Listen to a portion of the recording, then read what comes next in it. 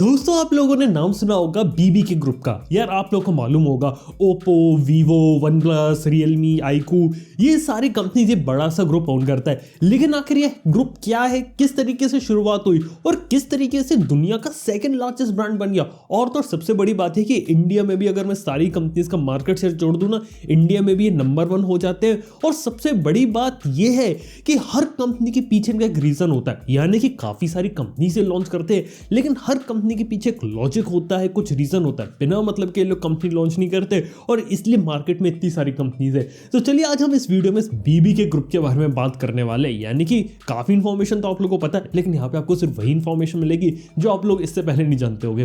तो वीडियो अगर आप लोगों को पसंद आए तो लाइक कर लेना और चैनल को सब्सक्राइब कर लो। तो सबसे पहले बात करते हैं कि बीबी के ग्रुप स्टार्ट कहां से हुआ। ये ऑब्वियसली चाइना से स्टार्ट हुआ था 1990 के अंदर। और इनिशियली क्या आप लोगों को मालूम है ये लोग क्या बनाते थे? ये लोग गेमिंग कंसोल बनाते थे। उस समय जापानीज कंपनी निंटेंडो का निंटेंडो एंटरटेनमेंट सिस्टम NES काफी ज्यादा पॉपुलर था, तो इसका इन्होंने चाइनीज क्लोन वर्जन बनाया था जिसका नाम रखा था इन्होंने सुबोर। और इनिशियली जब बीबी की कंपनी स्टार्ट हुई थी ना, तो गेमिंग कंसोल्स अलग अलग छोटे छोटे इलेक्ट्रॉनिक प्रोडक्ट्स वगैरह बनाती थी, जेनरिक नाम से बनाती थी। कोई ऐसा एक ब्रांड नेम या कोई टैग आपको देखने को नहीं मिलता था। और इस कंपनी की शुरुआत जब हुई तो ये 1 बिलियन युआन से हुई थी। लेकिन फिर धीरे धीरे जब कंपनी के प्रोडक्ट थोड़े बहुत पॉपुलर होने लगे तो 2004 में अपनी पहले ब्रांड को लेके आते हैं और वो होता है ओप्पो। और क्या आप लोग को मालूम है ओप्पो उस समय मोबाइल फोन नहीं बनाता था, ये उस समय में MP3 player, DVD player, Blu-ray player बनाता था। और आज भी ओप्पो जो कंपनी है ना, वो ब्लूरे DVD प्लेयर बनाती है। ये प्रोडक्ट्स होते हैं वो इंडिया में नहीं मिलते, लेकिन बाहर यूरोपियन कंट्रीज या फिर अमेरिका, यहाँ पे ओप्पो के जो ब्लूरे प्लेयर्स वो काफी ज्यादा पॉपुलर है। और कहा तो ये भी जाता है कि दुनिया में सबसे अच्छे ब्लूरे DVD प्लेयर ओप्पो बनाती है।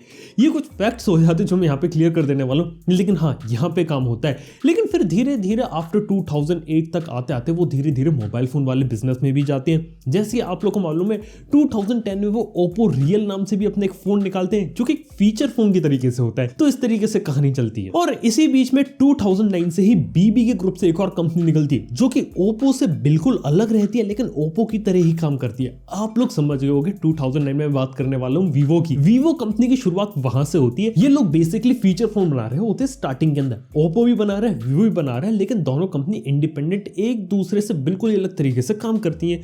और 2011 में जब स्मार्टफोन रिवॉल्यूशन स्टार्ट होता है तो वीवो भी स्मार्टफोन कैटेगरी में उतरती है। बस वीवो की खास बात ये रहती है कि वो शुरुआत से अपने स्मार्टफोन के अंदर स्टाइलिश वाला जो फैक्टर होता है ना, वो लेके चलते हैं। यानी कि उन्हें अपने फोन को पहले से ज्यादा सुंदर दिखाना है। और यही एक रीजन है कि वीवो के फोन आपको हमेशा से स्लिम देखने को मिलते हैं, अट्रैक्टिव देखने को मिलते हैं। और इतने साल बाद यानी कि 10 साल बाद भी स्ट्रेटेजी उनके हिसाब से सही है और आज भी इस चरण को वो फॉलो कर रहे हैं। यानी कि इंटरनल स्पेसिफिकेशन से ज्यादा मैटर वो करते हैं लुक्स को।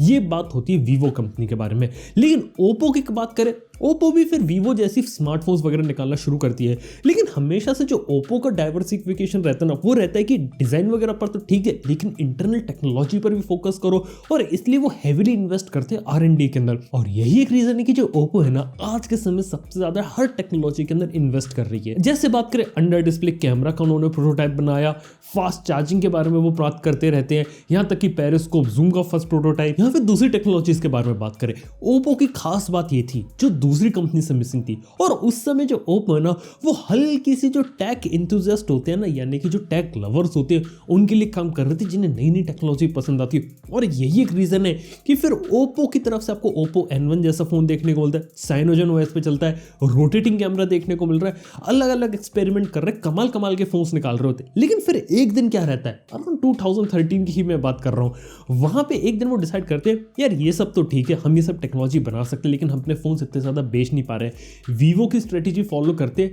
सेल्फी सेंट्रिक फोन बनाने लगते हैं, सुंदर सुंदर फोन, और उस पर हम फोकस करते हैं। और जैसे ही वो इस पे फोकस करने जाते हैं ना, जो टेक लवर, जो टेक एंथुसियास्ट वाली कैटेगरी होती है, वो खाली छूट जाती है। और फिर 2013 में पीट लाओ काल पे मिलकर शुरू करते हैं वन प्लस को शुरू करने का मेन रीजन ये था कि उन्हें अमेरिकन मार्केट को कैप्चर करना था। अब ओप्पो, वीवो नाम से कितने ज्यादा अजीब लगते हैं, लेकिन वन प्लस में थोड़ा सा इंटरनेशनल फील आता है, वो कनेक्ट कर पाते हैं उससे लोग। और वन प्लस को स्पेसिफिकली अमेरिकन ऑडियंस के लिए ध्यान में रख के बनाया गया था।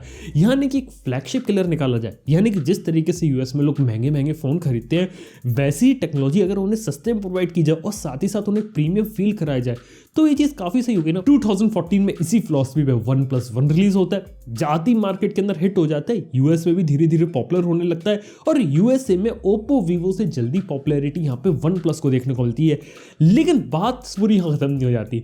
सबसे बड़ी बात तो ये रहती है कि OnePlus स्पेसिफिकली अमेरिकन मार्केट के लिए बनाया गया था, लेकिन इंडिया में उसकी पॉपुलैरिटी बढ़ने लगती है क्योंकि इंडिया में जो टेक रेवोल्यूशन था वो स्टार्ट होने लग गया था, लोग टेक सेवी हो रहे थे और काफी सारे जो लोग थे वो यूएसए से OnePlus 1 इंडिया में इंपोर्ट करके मंगवा रहे थे। और ये देख के फिर OnePlus है ना वो इंडिया में भी आता है और इंडिया में भी अपने प्रोडक्ट्स लाना शुरू कर देता है। और खास बात ये रहती है इनिशियली OnePlus की, कम फोन्स लेके आएगा, अच्छी क्वालिटी के लाएगा, हाई एंड स्पेसिफिकेशन देगा, प्राइसिंग भी सही रखेगा और एक प्रीमियम फील भी देगा, इसके साथ सॉफ्टवेयर पे भी सपोर्ट करेगा। यानी कि सारी चीजें टेक लवर ब्रांड के अंदर होनी चाहिए ना, यानी कि टेक एंथुसिस्ट वाला ब्रांड वो यहाँ पे आपको देखने को मिलती है। लेकिन फिर देखा तो OnePlus की कहानी थोड़ी सी अजीब चलती है, यानी कि OnePlus 1 से लेकर OnePlus 7T तक वो सही काम करते हैं, फिर धीरे धीरे वो अलग कैटेगरीज में उतरने लगते हैं। और पिछले 1-1.5 साल में देखा जाए तो जो OnePlus है ना वो धीरे धीरे ओप्पो जैसी हो गई और जो टेक लवर वाला ब्रांड था ना वहां से वो एक मेन स्ट्रीम ब्रांड बन गए, जहां पे वो मेन कैटेगरी के अंदर उतर रहे हैं और अपने फोन्स को जिस तरीके से प्लेस करना चाहे उस तरीके से कर रहे हैं। यानी कि एक बार वो मार्केट में पॉपुलर हो गए, अब वो सिर्फ पैसा कमाने के लिए बैठे हैं। तो यार OnePlus की कहानी ये हो जाती है, ओप्पो जैसे शुरू हुआ था वो भी, लेकिन अब वो ओप्पो प्लस बन चुका है। तो यार ये OnePlus की कहानी है। लेकिन अब बात आती है Realme की। 2018 में Realme की शुरुआत होती है, लेकिन इसकी जो प्लानिंग वो पहले से ही चल रही होती है। और 2017 में जब Redmi, Xiaomi इंडिया में जब नंबर 1 कंपनी बनते हैं ना, तो ओप्पो को भी लगता है कि यार ये Xiaomi कर क्या रही है, ऑनलाइन के अंदर फोन बेच के इंडिया में नंबर 1 बन गए। और यही देख के 2018 में Realme को स्टार्ट किया जाता है इंडिया के अंदर। अब इंडिया के अंदर उन्होंने Realme को तो स्टार्ट किया, लेकिन उसका मेन काम ये था कि जो Xiaomi की जो एक स्ट्रेटेजी ना उसे कॉपी करना और उसके अंदर उसको बीट कर देना। यस, ये बेसिक काम होता है Realme का। और इनिशियली Realme से ओप्पो को कोई उम्मीद भी नहीं होती, लेकिन Realme आते ही सक्सेसफुल हो जाती है और बाद में उसे लगता है कि इसे भी एक सेपरेट कैटेगरी बना देते, एक सेपरेट ब्रांड बना देते। फिर Realme को एक सेपरेट ब्रांड बना दिया जाता है और इसके बाद जो Realme है ना वो चाइना के अंदर भी जाती है, यूरोप में भी जाती है, ग्लोबली एक्सपेंड करती है। लेकिन अच्छी बात यह है कि जो ओप्पो की जो बैकिंग है पीछे, या फिर BB इलेक्ट्रॉनिक्स की जो बैकिंग है वो यहाँ पे काम में आती है। यानी कि BB के इलेक्ट्रॉनिक्स से उसकी टेक्नोलॉजी मिल रही है, सप्लाई चेन मिल रही है, फैक्ट्रीज मिल रही है, इसलिए वो जल्दी से जल्दी फोन बना पा रहे हैं, उनके अंदर नई नई टेक्नोलॉजीज डाल पा रहे हैं। R&D में उन्हें इतना इन्वेस्ट करना नहीं पड़ रहा क्योंकि ओप्पो ने ऑलरेडी R&D में बहुत ज़्यादा इन्वेस्ट कर रखा है और इसलिए यहाँ पर Realme देखने को मिलती है और इसीलिए वो सबसे सस्ते सेगमेंट के अंदर बहुत ही जल्दी ग्रो कर जाते हैं। और Xiaomi की पूरी स्ट्रेटेजी यहाँ पे कॉपी कर लेते हैं कि Xiaomi को भी आगे चल के प्रॉब्लम होती है और वो अपना पोको ब्रांड को दोबारा से लॉन्च करते हैं। खैर वो कहानी पूरी अलग हो जाती है, लेकिन बात काफ़ी इंटरेस्टिंग है Realme की।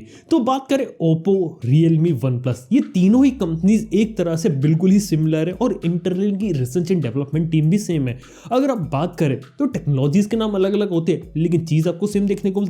वॉप charging, dash charging, VOOC, dart, अब कोई सा भी नाम ले लो, एक ही चार्जिंग का मेथड है, लेकिन उसको वो अलग अलग नाम से बेच रहे हैं। अगर आप Realme 7 Pro का 65 वॉट का चार्जर से OnePlus 80 को चार्ज करोगे तो वो उसी से चार्ज हो जाएगा। टेक्नोलॉजी सेम है, ब्रांडिंग ऊपर की अलग हो रही है। और अब जाके उन्होंने पब्लिकली कंफर्म किया है कि OnePlus और ओप्पो की रिसर्च एंड डेवलपमेंट टीम एक साथ हो चुकी है, दोनों एक तरीके से काम कर रहे हैं, इसलिए आपको सिमिलर टेक्नोलॉजीज देखने को मिलेंगी, लेकिन दोनों कंपनीज अलग होगी। कहने का मतलब ये कि इंटरनली जुड़े हुए अभी ये लोग पब्लिकली बात कर रहे हैं, लेकिन इससे पहले भी इनकी जो रिसर्च एंड डेवलपमेंट टीम से, इंजीनियरिंग टीम से, वो एक ही हुआ करती थी। अब यही एक रीजन है कि एक बार एक कंपनी किसी प्रोडक्ट कैटेगरी के अंदर आ जाती है तो दूसरी कंपनी भी उसको फॉलो करती है। काफी अच्छा एग्जांपल है, OnePlus के टीवीज आपको पहले देखने को मिले, फिर Realme के आपको टीवीज देखने को मिल गए। ऐसे ही अगर हम बात करें ओप्पो की वॉच आई, वैसे ही आपको Realme की वॉच, OnePlus की वॉच देखने को मिलेगी।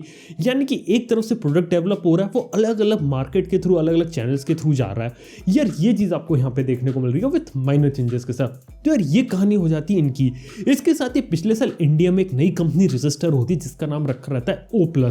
अब O+ कंपनी के बारे में बात बता देना चाहता हूँ। ये बेसिकली इंडिया में जो सप्लाई चेन होता है ना Realme, ओप्पो और OnePlus का, ये मैनेज करती। यानी कि बाहर से कोई चीज़ आएगी तो वो O+ के नाम से आएगी और इंडिया में वो O+ प्लस के नाम से चीज़ें इंपोर्ट करती है और फिर अपने जो दूसरे ब्रांड्स होते हैं, मैन्युफैक्चरिंग हब्स होते हैं, वहाँ पे उन्हें डिस्ट्रीब्यूट कर दिया जाता है। इससे उन्हें काफ़ी ज़्यादा टैक्स वगैरह बचाने में मदद मिलती है। और सबसे बड़ी बात यह कि एक ही सप्लाई चेन दिखा के वो गवर्नमेंट से सब्सिडी वगैरह भी लेते हैं। और यही एक रीज़न है कि इतने कम समय के अंदर वन प्लस और रियलमी ने अपने फिजिकल स्टोर्स ओपन कर दिए।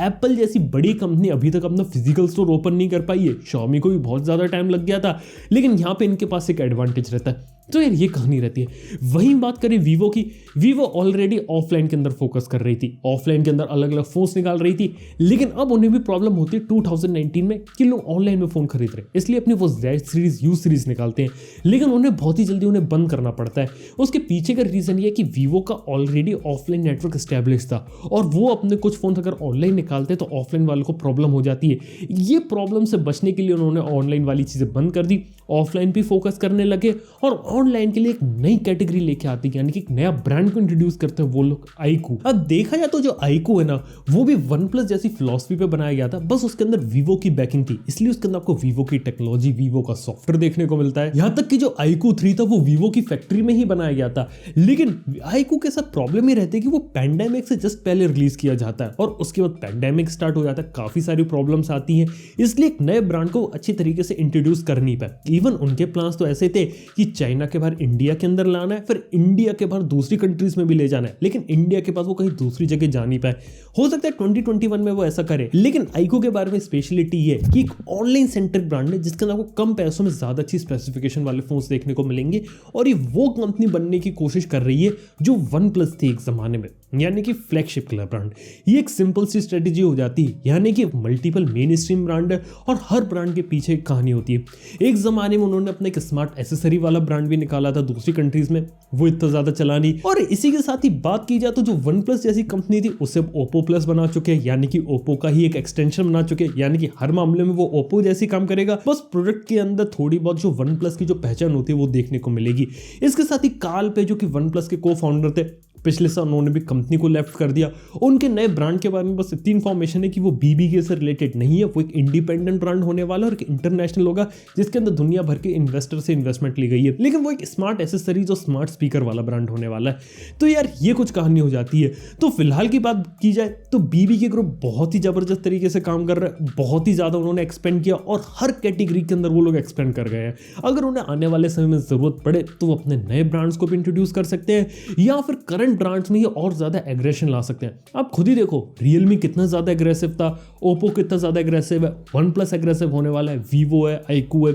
तो यार ये पीछे की पूरी कहानी हो जाती है। तो दोस्तों मेरे को लगता है कि BBK ग्रुप के बारे में आप काफी सारी बातें समझ गए होंगे, कितने सारे ब्रांड्स है, किस तरीके से काम करते हैं और हर ब्रांड के पीछे जो छोटी सी कहानी होती है ना वो भी यहाँ पे क्लियर हो जाती है।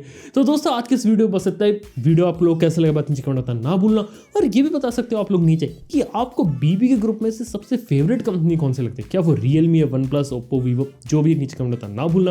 वीडियो पसंद आया लाइक करो, चैनल को सब्सक्राइब कर लो। मैं आपसे नेक्स्ट वन के अंदर गुड बाय।